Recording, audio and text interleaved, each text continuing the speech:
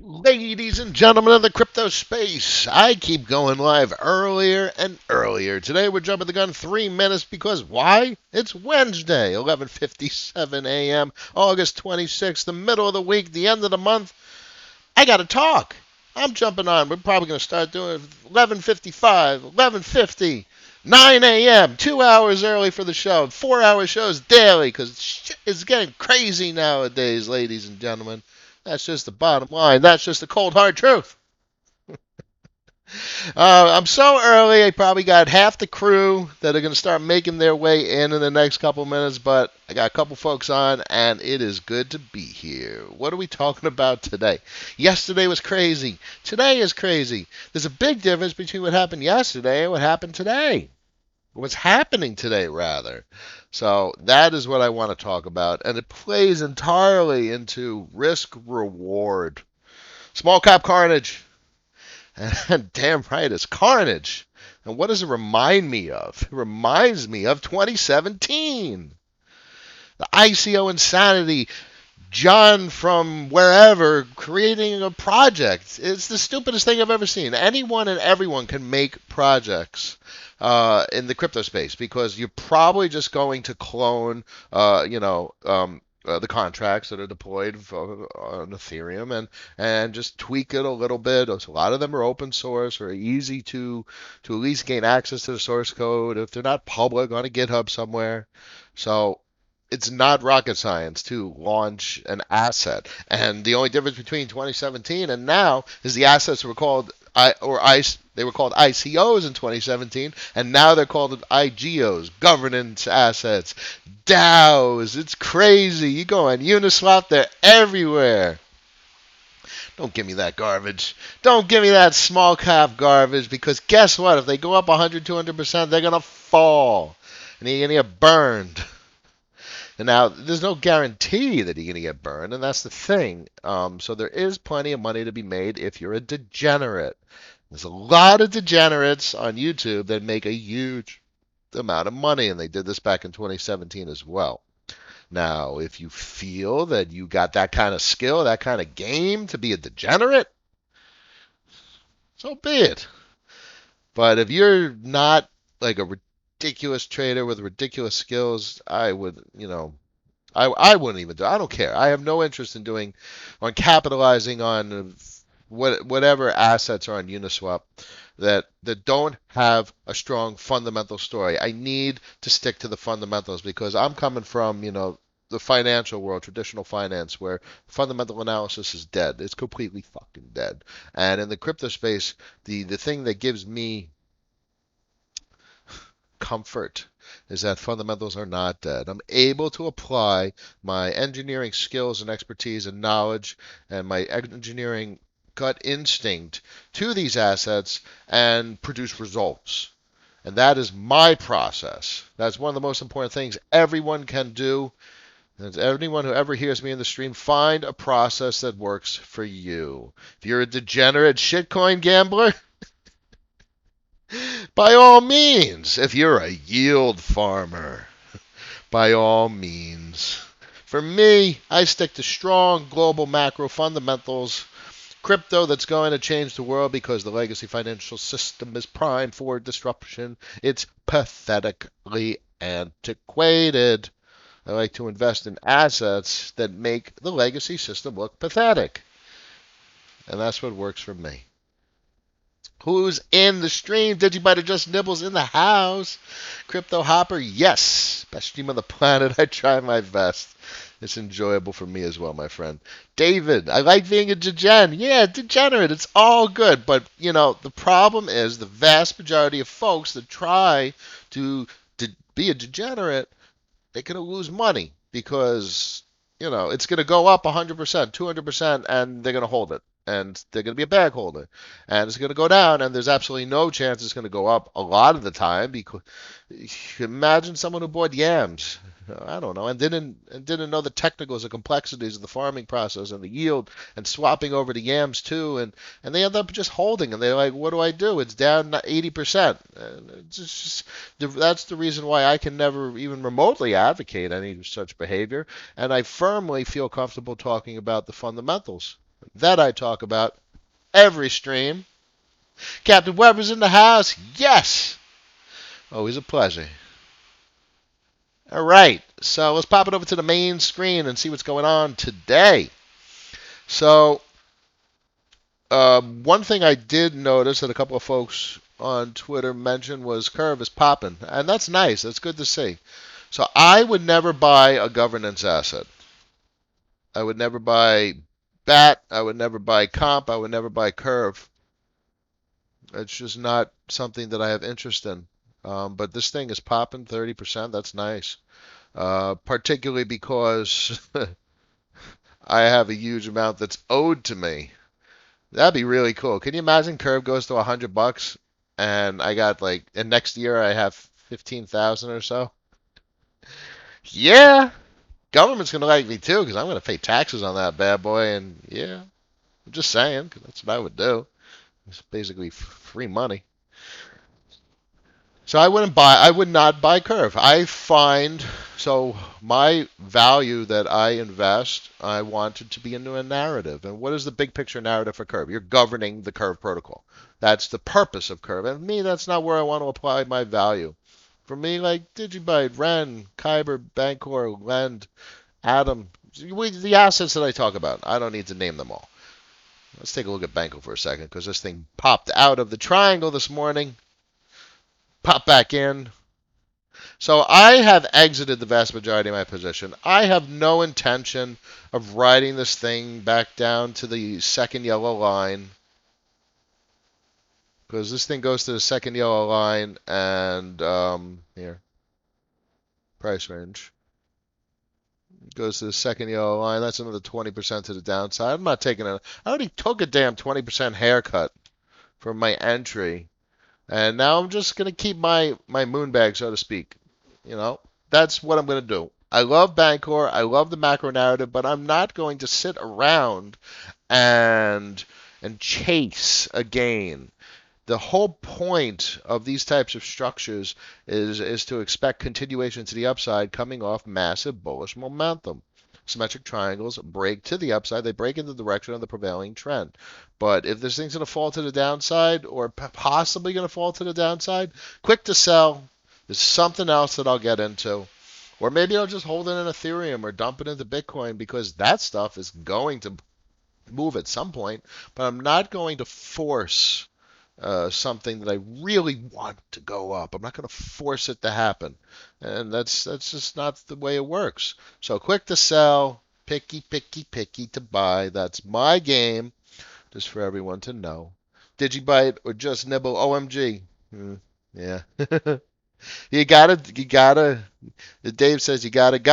You gotta quit those bags quick. Quick. Yes, my man. Click says, did Noah? I did the polka dot song at 250. Now it's 510, $6.42. Now polka dot's got probably the strongest fundamentals in this entire game, and I have 1, 2, 3, 4, 5 tabs at the top dedicated to talking about polka dot today, baby. Absolutely crazy. Is your house just a node farm? No. I do have a server, but it's not a farm. I'm not farming anything currently. Just not. Click says also I got a new ecosystem of dot developing. Might be. Well, here I'll get the dot. All right, fine. Fine. Let's do it. Let's do dot. Dot's on fire. Let's go to the big board. Top 10. We'll start from there. Dot obviously overtook Bitcoin Cash yesterday. I talked about it, and it's pretty much 2 inches away from taking over the number 5 position from Chainlink. Basically, if two assets in the top 10 have disrupted the top 10 over the last couple of weeks and months, that's 20% of the top 10 has been disrupted. That is some serious stuff. That does not just happen. This hasn't happened in a couple of years at this point, more or less. At least 20% disruption of the top 10. I mean, look, everything else is blood red. Crypto.com, I have no idea this overall macro significance of that. But Polkadot is straight up, and this has the macro narrative you need to want to have a position Polkadot's going to change a lot of things, ladies and gentlemen. Gavin really crafted a sophisticated system based on what we've seen over the years with Ethereum, based on what we've seen with Tendermint and other proof of stake types of consensus algorithms, and what Polkadot does from a technological level. You guys really should take a look at the wiki.polkadot.network, and you could go over all the technical characteristics of Polkadot. What's most important is the relay chain, and that parachains can have consensus or validity derived from the relay chain, but could also be a substrate-based blockchain. So parachains can be blockchains and have their own proof of stake asset, which I'm actually quite curious how the parachain's proof of stake asset relates or derives its, well, I guess it all derives its consensus likely from the relay chain. And then, so what's the significance? Probably just emissions. Maybe that's what it is. The parachain's proof of stake is merely for emissions and tokenomics and stuff like that. But I don't see the reason for double consensus. I'd have to look more into the documentation to see how consensus of a parachain relates to the consensus offered by the relay chain. Fascinating, fascinating. Very technology, sophisticated technology, to say the least. Probably on par with the sophistication of F2.0. I'm sure that'll start a hell of a conversation between F2.0 people that have all that technical, detailed knowledge and the tech folks of Polkadot, and also the tech folks of Cosmos. And that does not discount the technical complexity of Elrond, Tezos. Cardano is technically sophisticated as well. It just doesn't do anything. How many times do I have to say that? Here. I mean, literally, number 9 doesn't do anything, guys. Anyway, so Subscan, these are substrate-based blockchains. Substrate allows you to really spin up a blockchain relatively quick. And the odds are substrate-based blockchains will get there's only a certain number of parachain slots, and you have to lease them or rent them, so to speak. So that really begs the question: which Polkadot projects are going to get the parachain slots? Because there's a whole lot of Polkadot projects. Now, here's the deal: a lot of these projects don't have substrate blockchains, or are maybe not even interested in a parachain. So I'm quite confused in many regards the significance of a Polkadot project unless it's using or benefiting from the relay chain, or at least, so maybe they're Polkadot projects that are merely designed to interact with Polkadot assets, Polkadot parachain proof of stake assets, or Polkadot parachains that aren't blockchains. So I'm just quite confused with something that labels itself a Polkadot project but doesn't have like a substrate blockchain. I don't know what that means. So unless I understand that technically, unless someone could explain that to me, how a Polkadot project doesn't have intentions of being a parachain or have a substrate blockchain that has intentions of being a parachain, what is it with regard to Polkadot? Just confusing. So I think I wouldn't invest in something like that. That doesn't fit the macro narrative I'm interested in. I'm interested really in blockchains that. Oh, my bitrate dropped to basically 0. All right, I'm back. So I'm interested really in blockchains and substrate blockchains that are somewhat destined to be parachains. And that's this list, Subscan. These are substrate blockchains. They're actually functioning either in testnet or an actually functioning substrate blockchain. Edgeware is probably the most known. It has done some serious percent gains. Polkadot, Kusama, Edgeware, Kalupu. For me, I'm probably most interested in Plasm, Akala, and Edgeware. Edgeware and Plasm are to offer smart contracts. Polkadot itself won't offer smart contracts, and Akala is the stable coins. Um, and Akala has done work with Ren, so there's a bridge there, and this is interoperability, cross-chain tokenization, tokenized representation, and atomic swaps. And there was a post I did yesterday that you get all that together, and you have the world that's going to change, and that's really where we're heading, ladies and gentlemen. Charlie's in the house. What's up? Always a pleasure, my friend. Um, so this is a nice list, polkaproject.com, but do your due diligence. Look at their GitHub. Do they actually have any development? So, it's not that I'm not a fudder. It's not about fear, uncertainty, and doubt. It's about you know, information. So this mantra is hot. OM. OM. A lot of people talking about mantra. So I go to GitHub and I see their token, which is their ERC20 token. I see their this project, Rio.js, JavaScript. So they have work. This is actually new, the Rio chain. So they fork Rio chain. I need to understand the technology a bit more. So Mantra is hot as an ERC20 token on Uniswap. This is a perfect example. And they obviously have very limited substrate or Rio chain work from a Polkadot perspective. So how does Rio relate to Polkadot? I need to understand. And because clearly the ERC20 doesn't relate to Polkadot whatsoever. So if anything from a Polkadot perspective, this is a speculative play. And that I could say with certainty is that is not FUD. That's not FUD. I'm not fudding them. It is speculative, and I avoid speculation. For instance, this is a Polkadot asset. If you can get an asset that is highly likely to be a parachain, and they're building on substrate Edgeware, this is a real Polkadot. This is going to be a real Polkadot asset as long as they get the parachain slot.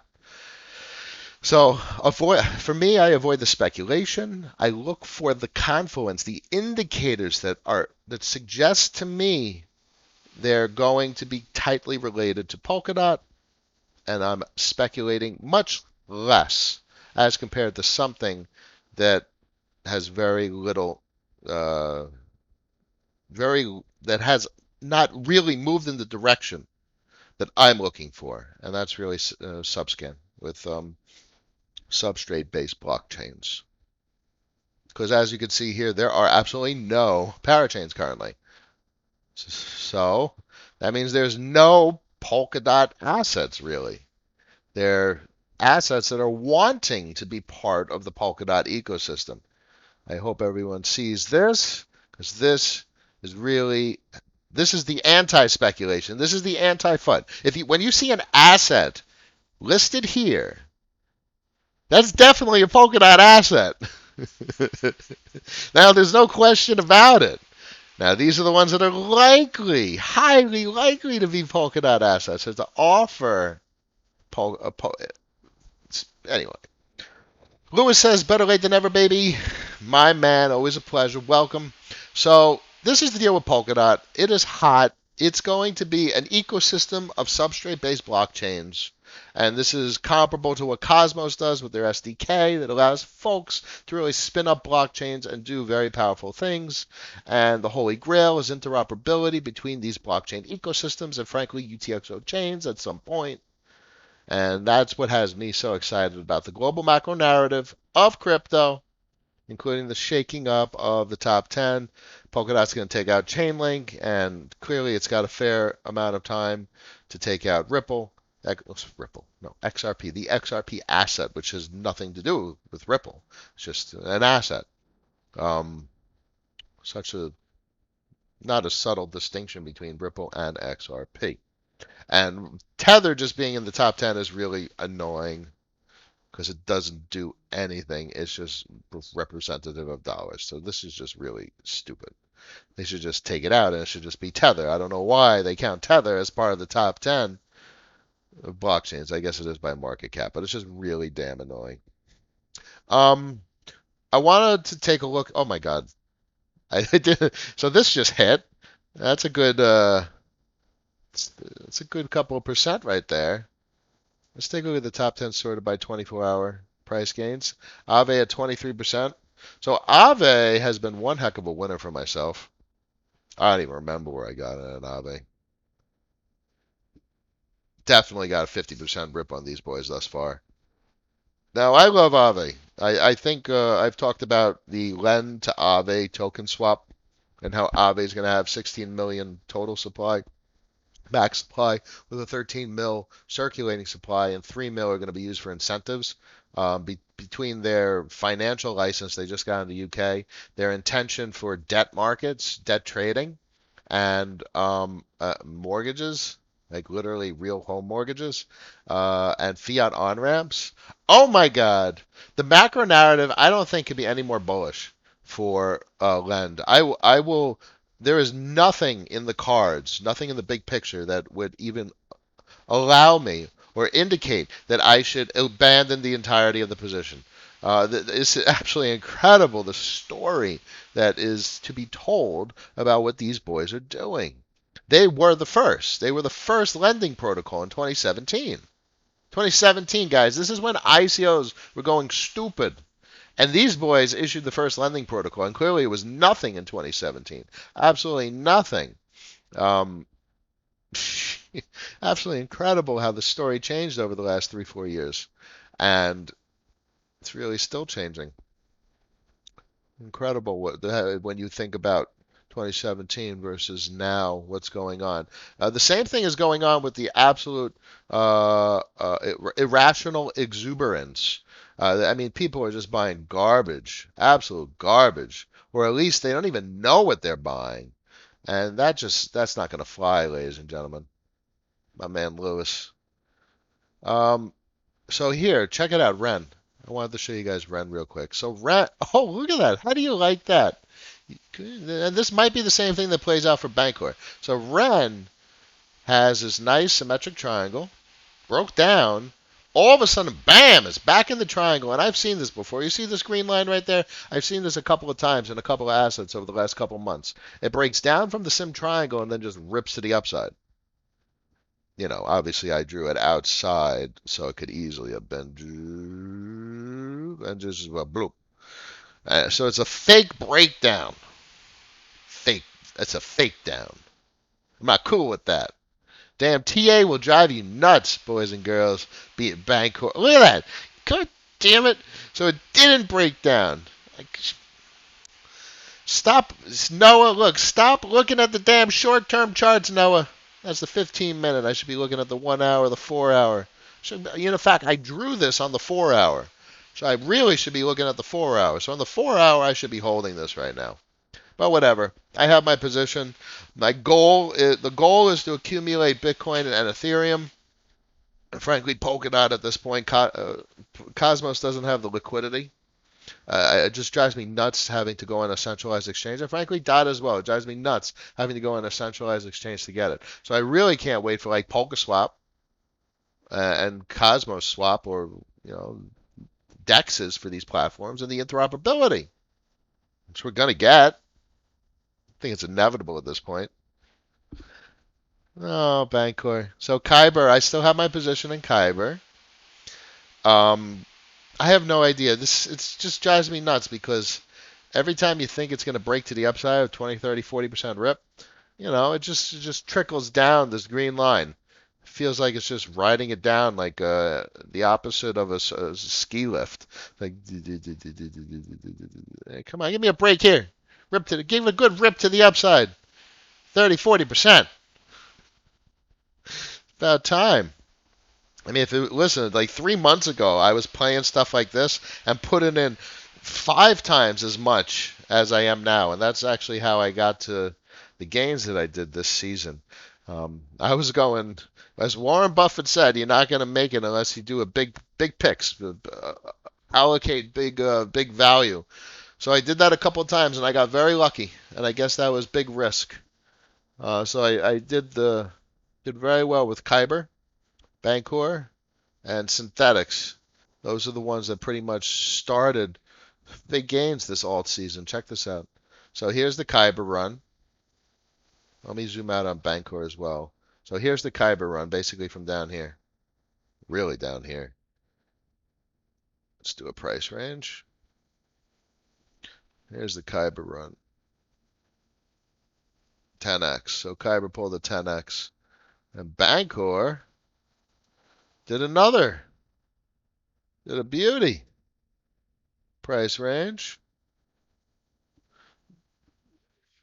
Bancor pulled a 10x as well. Now Ren, I had a 10x on these bad boys. Ren, I didn't pull a 10x on Kyber or Bancor. I didn't. But I pulled a 10x on Ren. Woo! No, but the kicker, I can't liquidate this bad boy. This boy is handcuffs. Ren's got me in handcuffs. Couldn't sell it if I want to, and I don't want to. I have no interest in. I will hold this thing until my hair is gray. Oh, cross-chain tokenized representation with the shit that's going on with Polkadot and Cosmos. Yeah, this is where it is in the future. Lewis says I have Cosmos duplicative in terms of investment concentration and velocity having Polkadot. No, because what I see, the narrative that I see is Cosmos is the east, and Polkadot is the west, and Ethereum is the planet. Ethereum is established, entrenched. They are in all corners of the planet. Cosmos is vis-a-vis IrisNet and IRIDA and just the IBC that Cosmos Hub, which is Atom, offers, the inter-blockchain communication. And the whole point of IrisNet and IRIDA really is interoperability, I believe. That's the reason BSN chose them, for interoperability. And I think that's the narrative that I see. Cosmos is the east. It's going to be fire in China. Everyone and their grandma is going to be rolling out a Cosmos SDK blockchain. I think. And trying to get into the BSN to try to participate in the Chinese business narrative. They're changing business narrative, and this is what just makes sense, that there's going to be a fire under the Chinese community to participate in this new system, this new technology system, this new financial system that is being built.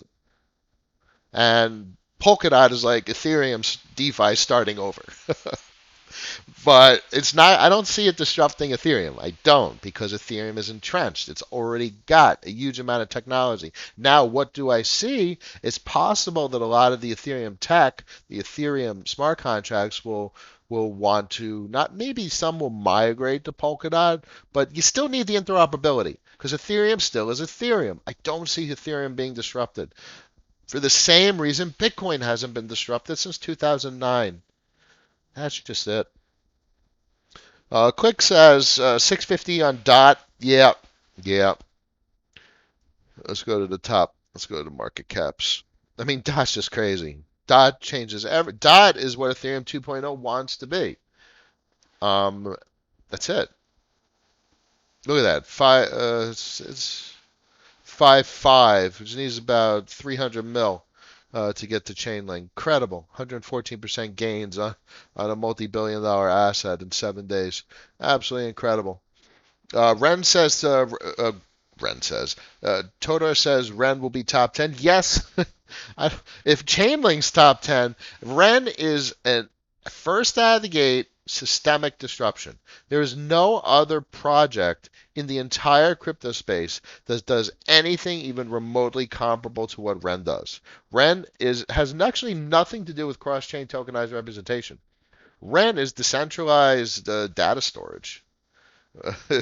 It's really what Ren is. So just because Ren is dealing with private keys, that's the chosen data storage because it fits nicely into the DeFi narrative. But that's all Ren is doing.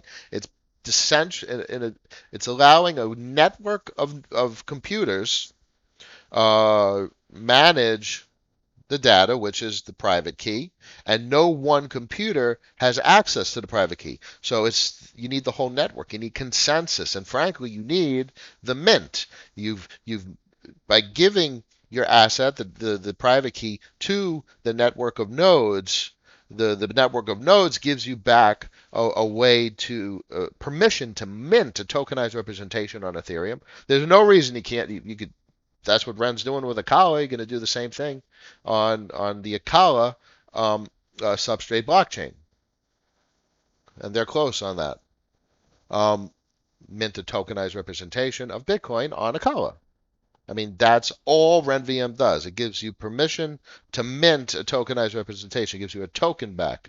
That it's kind of like when you go to a valet, you get a ticket for your car, or coat check. You get a ticket for your coat. Ren is the valet of crypto. Ren is the coat check of crypto. That's what it is. If you want to really put it into like a story. That's what it is.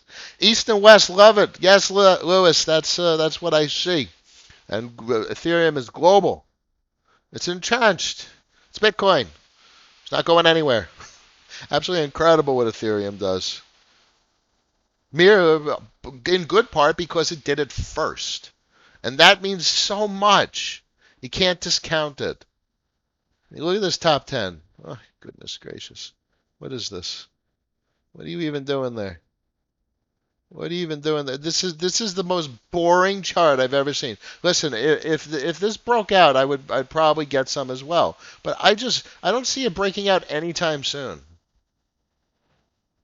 I just don't. I mean, why? Because one, you got a descending triangle I see on the daily, and two, because of the guppies on the weekly. This is like 10 tons of concrete. It's not going anywhere. Did it? Oh my God! Did it break out? Did frickin' Ren just break out? Oh my God! Oh my God! Ren's breaking out. Look at that! It did exactly what I drew on the green line. You son of a bitch! Absolutely incredible. You fake out. You fake breakdown into a breakout. Technical analysis is the most annoying thing ever. Listen, it's done me well. It hasn't done me wrong. And it's probably saved me more than it has lost me. But look at this. This is a perfect example of why fundamentals really, it's really everything. You need the fundamentals, you need the story, and you also need the technicals. You need everything. You need the big picture because this thing is breaking out even though it broke down from the technical pattern it was forming. All right, ladies and gentlemen, 12:30 on a Wednesday afternoon, August 26th. It is always a pleasure, my favorite time of the day. And I hate ending these. I hate ending my shows because I get to talk about the things that actually mean something, things that are making a difference in people's lives. Stocks, politics. That stuff will drive you nuts. This stuff is real. This stuff is changing the financial system of the planet. The technology is profound and it's fascinating from a functional perspective, what it does. Everything else is so boring in comparison. So I thank you very much, everyone, for joining me. I truly appreciate everyone who listens to my thoughts and ideas. And as always, I look forward to tomorrow. You all have a wonderful day now.